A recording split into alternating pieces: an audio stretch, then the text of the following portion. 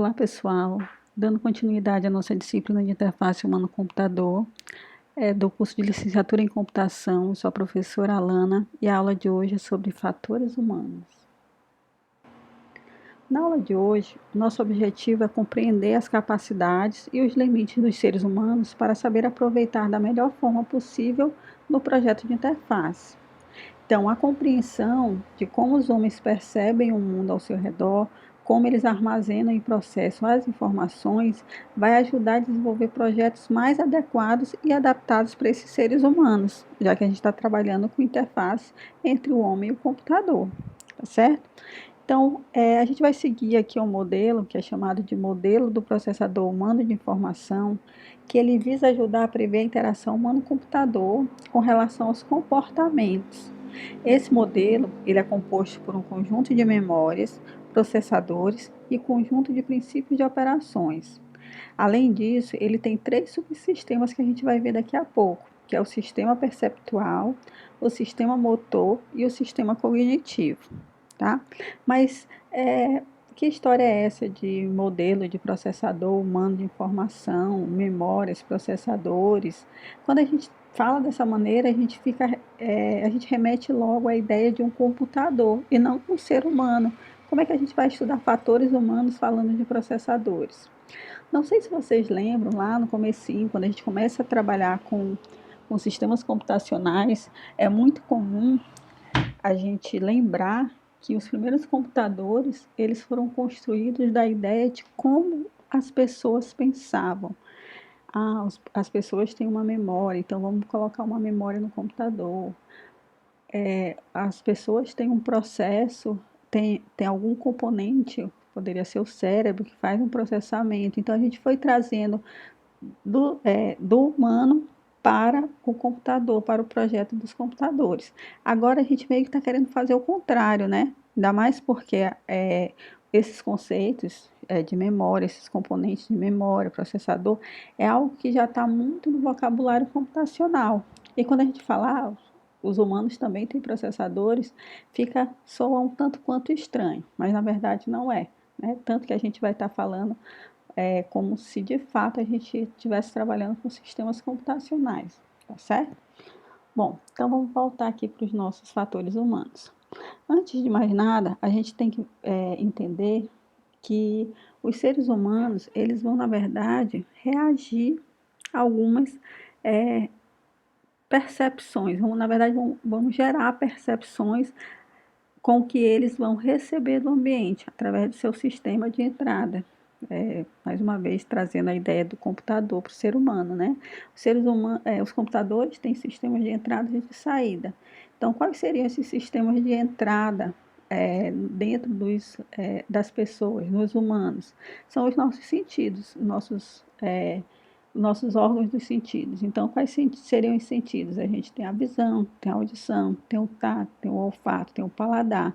E cada um desses, eles funcionam como os receptores, de fato, para a gente poder produzir essas sensações. Eu não vou descrever aqui o que é uma visão, está até escrito no slide, né? A visão são ondas eletromagnéticas no espectro visível que estimulam fotorreceptores na retina.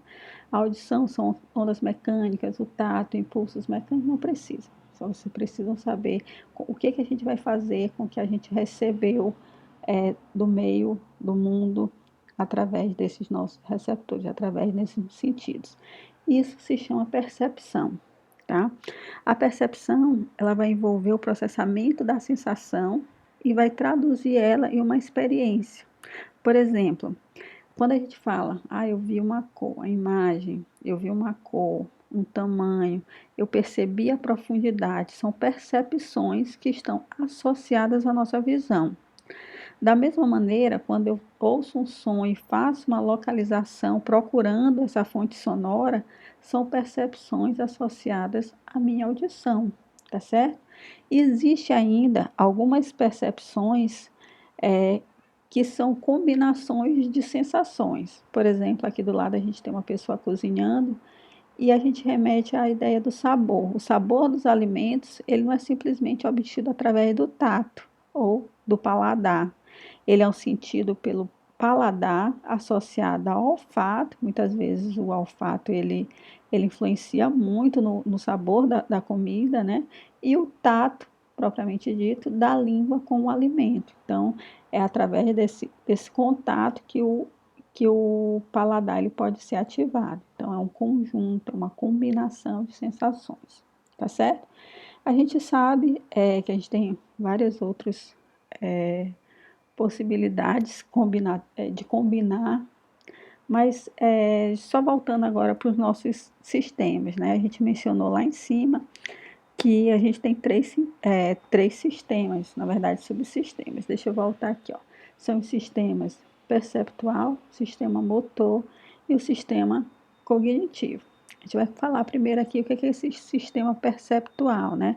O sistema perceptual ele está muito relacionado com, com as sensações que a gente acabou de falar ainda há pouco. Ele é composto pelos sentidos sensoriais humanos, que são a visão, a audição, o olfato, o paladar e o tato. É por meio deles que o ser humano ele vai captar essas sensações e informações sobre o mundo físico. Tem até uma figura aqui, ó, com todos eles, que eu obtive através de um website. Aí tem as referências lá no final dos slides. E são esses sentidos que vão promover o processo de aprendizagem. E a gente sabe que a gente quer através das nossas interfaces, o ser humano ele aprenda o que ele pode fazer, né? A gente já falou isso quando falou do uso de afones e dos elementos que compõem uma interface. Bom, então esses sentidos que vão, de fato, promover a aprendizagem humana. Só para citar aqui um exemplo, por exemplo, quando a gente nasce, a gente vai receber lá um nome. Quando eu nasci, minha mãe chegou lá e disse, olha, teu nome vai ser Alana. Mas eu era só um bebê, eu não aprendi de início que o meu nome seria aquele. Eu tive que escutar inúmeras vezes ao longo do meu crescimento. Eu recebi aquela informação via audição, né, escutando o meu nome toda vez que ela era chamada. Eu armazenei essa informação como sendo um código meu, só funcionava para mim, não para outras pessoas. Quando alguém chamava esse nome novamente, eu recuperava aquela informação que estava armazenada na minha memória e respondia. Ou seja, a gente age como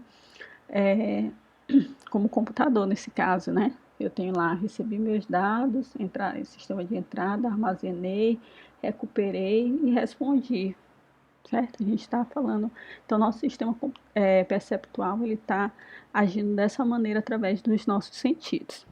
E o nosso sistema motor, como é que ele funciona? No caso de nós, usuários de software, e esse é a vertente que a gente está tratando aqui quando fala de interação humano-computador, que é para usuários de software e sistemas computacionais, ele vai ser representado no sistema motor pelo braço, mão e dedo, porque é através desses membros que a gente vai interagir com as nossas interfaces, né? Seja por meio de mouse, de touchscreen,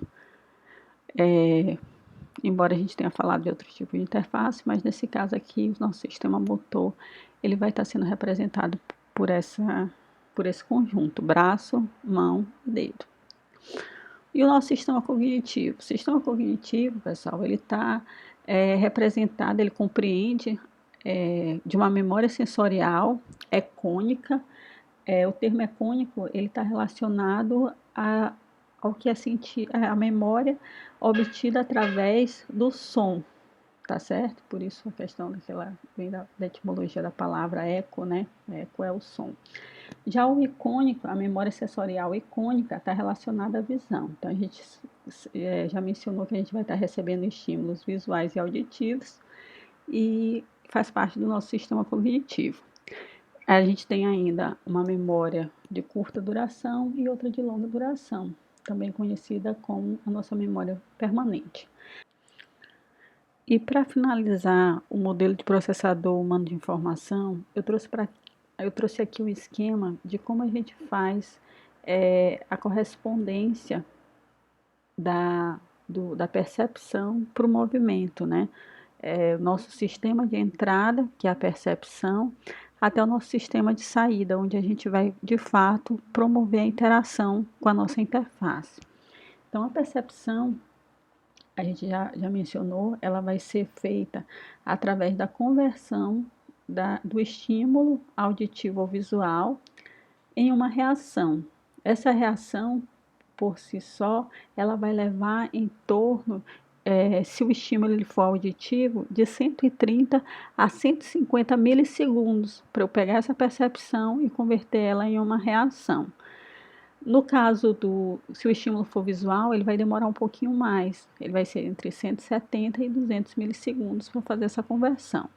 Uma vez que eu tenho uma reação construída para aquele estímulo que eu recebi, eu vou então, de fato, fazer o movimento. Só para vocês terem uma ideia, é um tempo maior para poder converter essa reação em movimento no sistema de saída.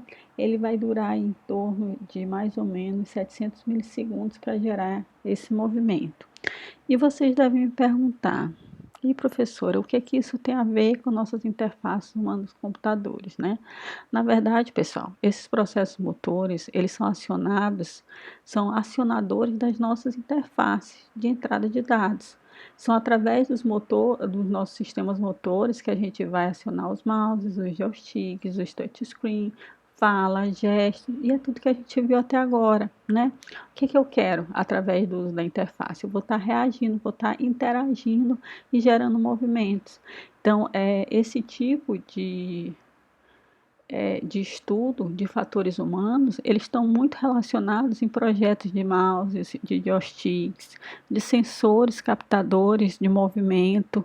Então, é algo que tem sido crescente, principalmente nessa área de jogos, é algo que é bastante utilizado, né? Até a questão da responsabilidade, de quão responsivo um sistema ele é em reagir e perceber os movimentos dos seres humanos.